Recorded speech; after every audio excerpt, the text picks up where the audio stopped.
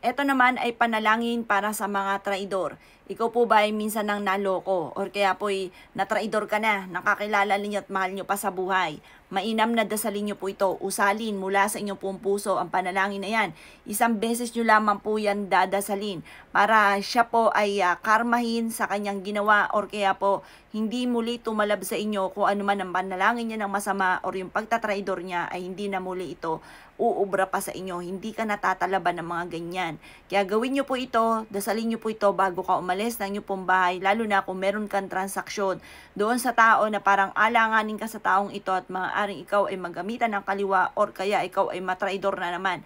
Or kaya ganun din po kung ikaw po ay minsan nang na-scam. Yan po mga bossing, mainam na dasalin nyo po yan, lalo na kung ikaw po ay may alanganin sa taong nakakasalamuhan ninyo na maaaring ikaw ay ma-scam.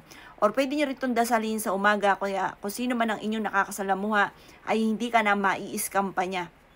Hindi nahahantong sa ikaw ay maloloko pa po niya or matatraidor. Dasalin nyo po ito. Isang beses nyo lang itong dadasalin. Pwede ito sa umaga. Kaya kung sino man ang taong nakakasalamuhan ninyo ay hindi na uubra sa inyo once na ito ay inyo nang napanalangin mula sa puso.